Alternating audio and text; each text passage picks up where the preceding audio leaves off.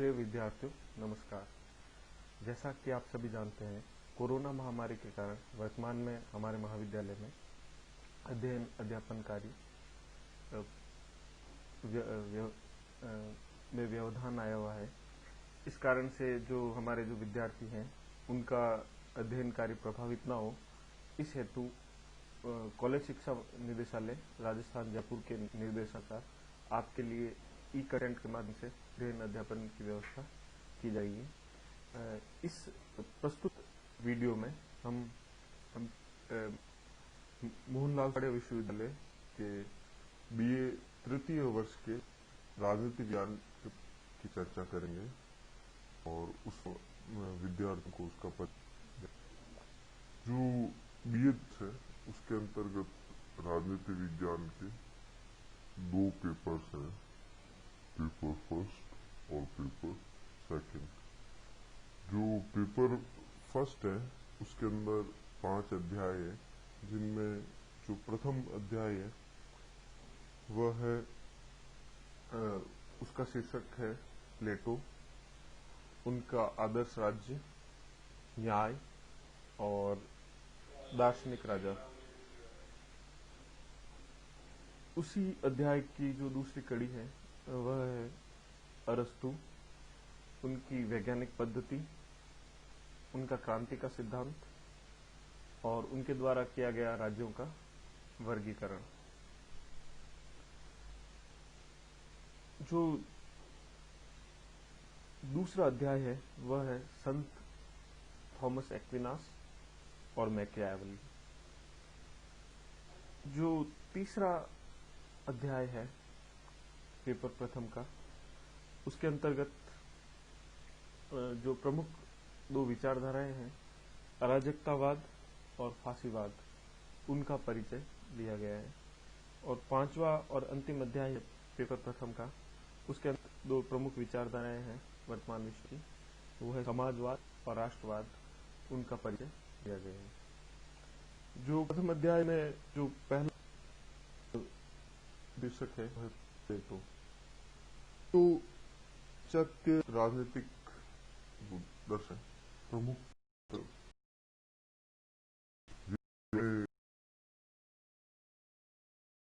इसी से वस्तु हुए और अरस्तु देवता सिकंदर हुए, कहा जाता है।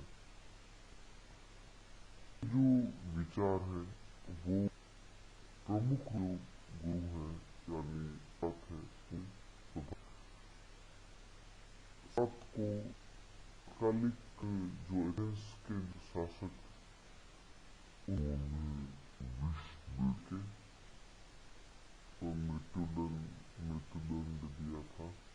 और चूंकि वो उस समय एथेंस में लोकतांत्रिक शासन प्रणाली का एक स्वरूप लागू था, इस कारण प्लेटो की जो लोकतंत्र के प्रति जो धारणा है वो नकारात्मक थी। उस समय के जो एथेंस के जो शासक वर्ग था उसमें जन कल्याण या जो सब सार्वभौमिक या सामाजिक कल्याण की भावना ना होके आत्म कल्याण या अपने स्वार्थ पूर्ति की भावना घर कर गई थी। इस कारण से वहाँ उस तात्कालिक जो एथेंस की व्यवस्था थी उसमें भ्रष्टाचार, अत्याचार वगैरह का आधिपत्य था। तो प्लेटो इन सभी जो खामियां थी शासन व्यवस्था की, उनको दूर करके एक आदर्श राज्य की स्थापना करना चाहते थे। इस संबंध में उन्होंने अपने जो विचार हैं, उन्होंने अपनी जो प्रसिद्ध रचना है रिपब्लिक, उसमें दिए हैं। रिपब्लिक का जो शीर्षक है उसमें जो न्याय शब्द को भी शामिल किया गया है। कंसर्निंग जस्टिस जो शब्दांश है, वो वाक्यांश है, वो उसके शीर्षक में है। तो इस जो आदर्श राज्य के साथ साथ प्लेटो ने जो न्याय की अपनी अवधारणा है उसको भी अपनी इस रचना में प्रस्तुत किया है। साथ ही जो शिक्षण व्यवस्था के संबंधी उनके जो विचार थे वो भी इस पुस्तक में शामिल है। इसलिए और शिक्षा की जो शिक्षण व्यवस्था पर प्लेटो ने बहुत ही विस्तार से अपने विचार दिए हैं। इसलिए रूसो है जो फ्रांसीसी विद्वान थे, उन्होंने इसे शिक्षण कार्य, शिक्षण पद्धति पर लिखा गया उस समय तक का सबसे महानतम ग्रंथ कहा था। प्लेटो की जो आदर्श राज्य की जो धारणा है, वो उनकी जो न्याय की अवधारणा है उस पे आधारित है। प्लेटो के अनुसार हर मनुष्य के अंतर्गत मनुष्य की जो आत्मा होती है उसमें 3 प्रमुख गुण पाए जाते हैं। एक जो प्रमुख गुण है वो होता है विवेक, दूसरा जो प्रमुख गुण होता है वो होता है क्षुधा, और जो तीसरा एक प्रमुख गुण होता है वो होता है साहस। या इनका जो क्रम है उसमें हम विवेक को प्रथम मान सकते हैं, साहस को द्वितीय गुण मान सकते हैं और क्षुधा को तीसरा गुण मान सकते हैं। प्लेटो का मानना है कि ये तीनों गुण सदैव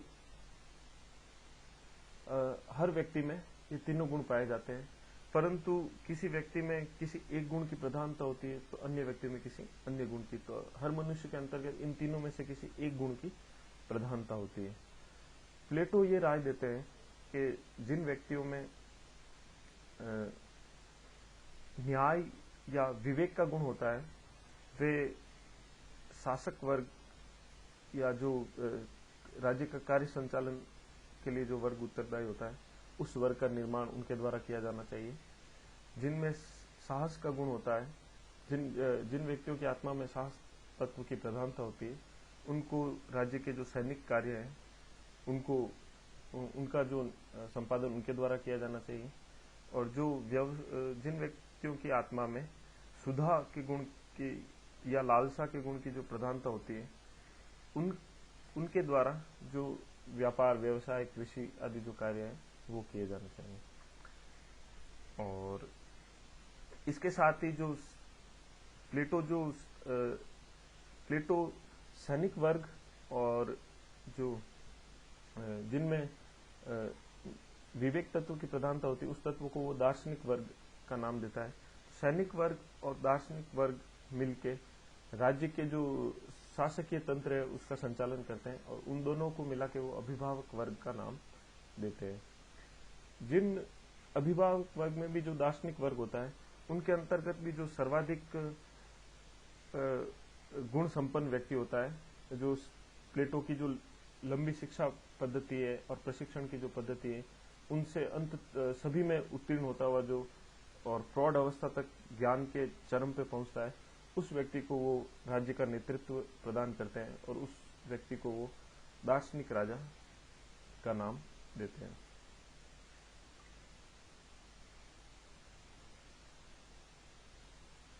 प्लेटो के विचारों को आदर्शवादी मान के उनके जो प्रमुख शिष्य थे अरस्तु, उन्होंने अपने विचार दिए और वे मुख्य रूप से व्यवहारवादी पद्धति या व्यवहारिक जो पद्धति है उसमें विश्वास करते थे, और उन्होंने प्लेटो के अनेक विचारों की आलोचना की है और उनके स्वयं के द्वारा उन विचारों के विकल्प प्रस्तुत किए गए हैं।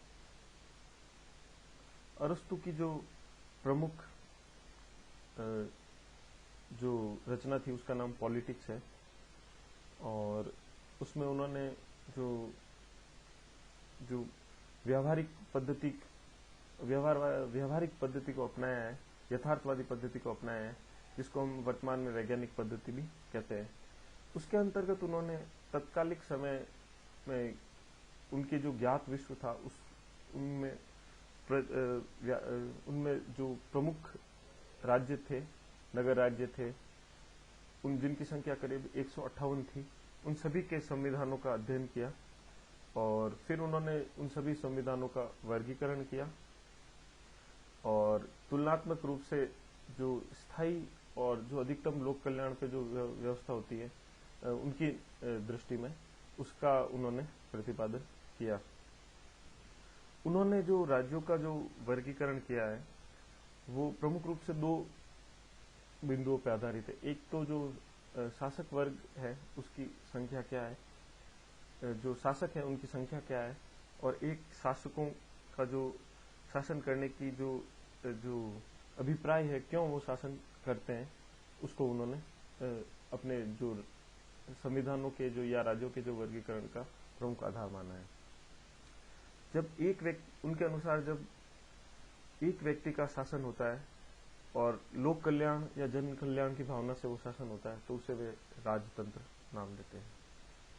परंतु जब एक व्यक्ति का शासन हो, परंतु जो शासन का उद्देश्य है वो लोक कल्याण ना होके स्वयं के स्वार्थों की पूर्ति हो, तो उस प्रकार के शासन को वो तानाशाही का नाम देते हैं।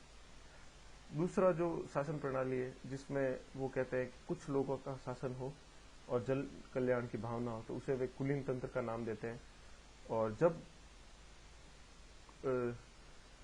कुछ लोगों के शासन हो, परंतु जो जन कल्याण की भावना की स्थान पे अपने निजी स्वार्थों को ध्यान में रखा जा रहा हो, तो ऐसी शासन प्रणाली को वे विकृत कुलीन तंत्र या ओलिगार्की या धनिक तंत्र का नाम देते हैं।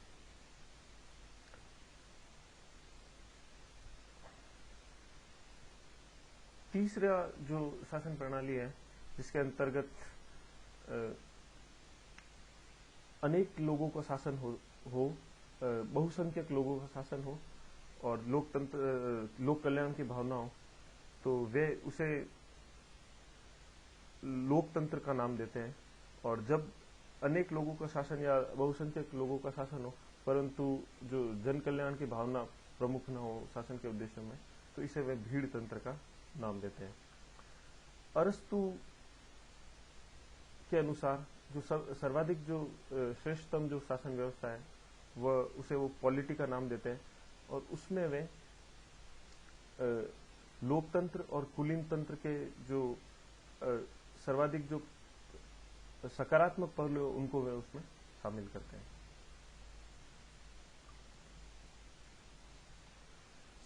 संत थॉमस एक्विनास जो थे, जो कि द्वितीय अध्याय में शामिल है हमारे, वे मध्यकालीन यूरोप के एक विचारक थे और उनकी वो चर्च जो व्यवस्था थी उससे वो प्रमुख रूप से जुड़े हुए थे।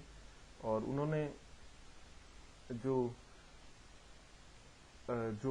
ये मानवीय जो राज्य है उसमें राजा की संप्रभुता के स्थान पे चर्च की संप्रभुता को प्रमुख रूप से अपना समर्थन प्रदान किए। मध्यकाल के जो समापन और आधुनिक काल के उदय के बीच में जो यूरोप के एक प्रमुख विचारक हुए, जिनका नाम है मैकियावेली, उन्होंने अपनी रचना, जो प्रमुख उनकी रचना है द प्रिंस नाम से है, उसके माध्यम से उन्होंने यथार्थवादी जो शासन कला है उस पर प्रकाश डाला है और राजनीति का धर्म और नीति से पृथक्करण किया है।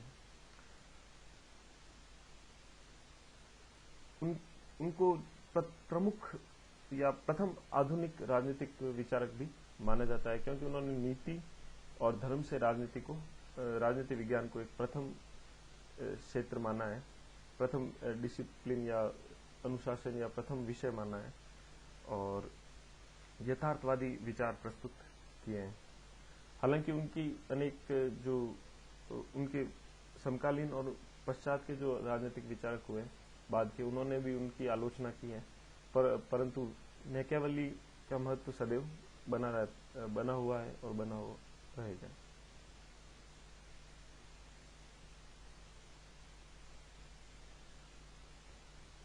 तीसरा जो अध्याय है वो है आदर्शवादी। उसमें जो दो प्रमुख विचारधाराएं हैं, जैसे आदर्शवाद और व्यक्तिवाद पे प्रकाश डाला जाएगा।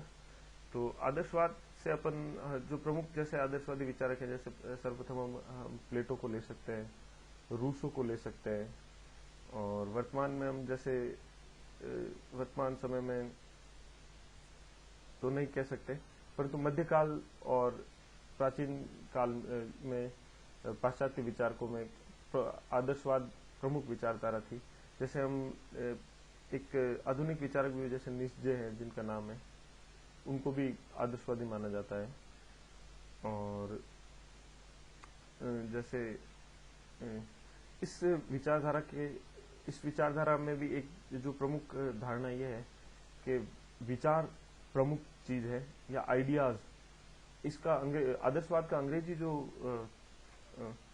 क्या कह सकते हैं हम शब्द है आदर्शवाद के लिए, वो है आइडियलिज्म। तो इसका जो मूल है शब्द है वो है आइडिया या विचार। तो ये भौतिक जगत को वैचारिक जगत का प्रतिबिंब मानते हैं, ये इनका मूल विचार है। और क्या होना चाहिए या दार्शनिक प्रकार की जो इनकी अवधारणा है वो दार्शनिक पद्धति से अधिक प्रभावित है। दूसरा जो प्रमुख विचारधारा है तीसरे अध्याय में वो है व्यक्तिवाद, इंडिविजुअलिज्म। व्यक्तिवाद की शुरुआत हम पुनर्जागरण के साथ मान सकते हैं, और जो प्रमुख सर्वाधिक जो प्रसिद्ध और प्रमुख व्यक्तिवादी विचारक हैं वो है जॉन लॉक। उन्होंने जो व्यक्ति के जो प्रमुख जो प्राकृतिक अधिकारों की धारणा प्रस्तुत की और व्यक्तिगत हितों को उन्होंने सर्वाधिक प्रमुख माना, और उन्होंने राज्य की जो उत्पत्ति है उसका आधार भी व्यक्तिगत हितों की रक्षा को माना है। व्यक्तिवादी विचारधारा में व्यक्ति की जो अधिकार है और स्वतंत्रता है उनको प्रमुख जोर दिया जाता है, उन पर प्रमुख बल दिया जाता है, और राज्य के अधिकारों और समाज की जो व्यक्ति पे जो नियंत्रण है उसको कम से कम रखने का प्रयास किया जाता है। आधुनिक जो पाश्चात्य विचारधाराएं हैं उनमें व्यक्तिवाद सर्वाधिक प्रमुख विचारधारा है, और वर्तमान में भी जो हम जो ये पूंजीवादी विचारधारा है इसको भी हम इसकी आनुषंगिक विचारधारा मान सकते हैं। इसके पश्चात जो चौथा अध्याय है उसमें हम अराजकवाद और फांसी के बारे में पढ़ेंगे। अराजकतावाद से शब्द का अर्थ है की अनुपस्थिति। अर्थ होता है जहाँ पे राज्य की हो, या अर्थात ऐसी अवस्था जिसमें कानून राज ना हो, और हमें कल्पना के तौर पे जहाँ पे जो विधि और जो दंड की व्यवस्था है वो पूरी तरह से समाप्त हो चुकी। वर्तमान में जो राज्य की उदाहरण है, वर्तमान में सभी मनुष्य ये संपूर्ण प्रक्रिया विविध जो में बटा भी में संपूर्ण देशों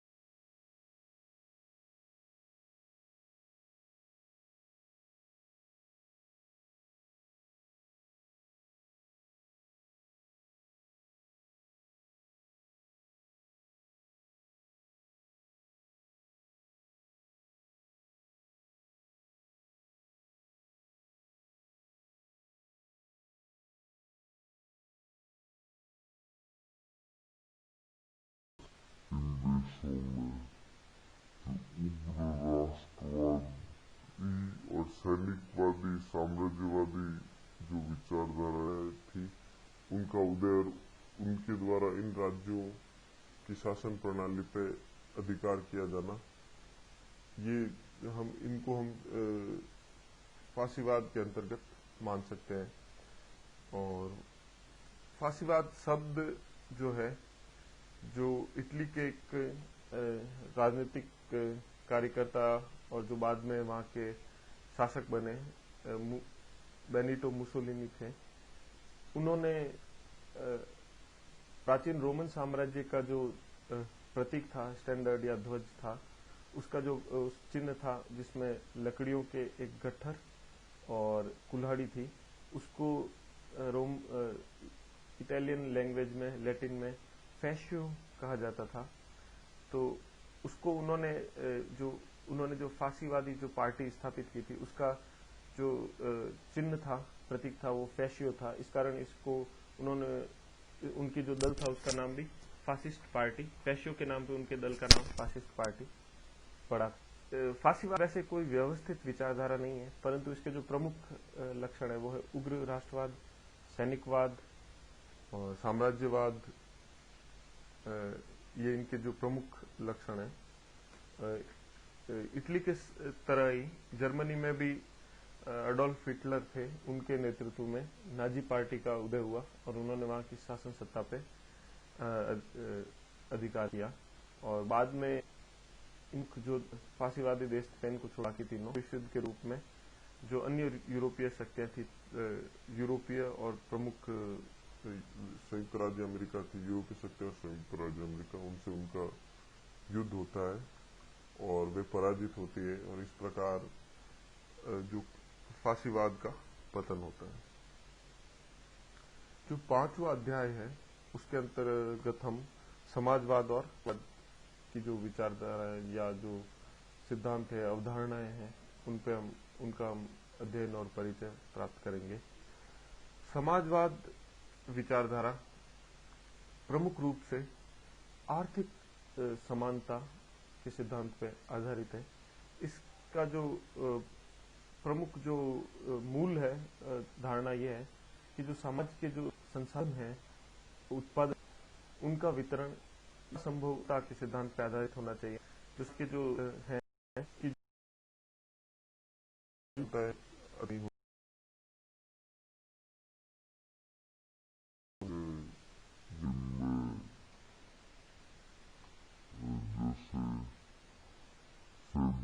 समाजवाद है, मार्क्सवाद है और जैसे ये गिल्ड समाजवाद है, ये अनेक इसके प्रकार हैं। इनमें वर्तमान में जो सर्वाधिक जो प्रभावशाली विचारधारा है, जिनका समाजवाद के अध्ययन और हम देखते हैं कि जो अनेक राज्यों में जिसको आधिकारिक रूप से अपनाया गया है, वो विचारधारा है लोकतांत्रिक समाजवाद और मार्क्सवादी समाजवाद। जैसे भारत की आधिकारिक विचारधारा है समाजवाद, क्योंकि हमारी प्रस्ताव में समाजवादी शब्द को 1976 में 42वें संविधान संशोधन द्वारा शामिल किया गया था।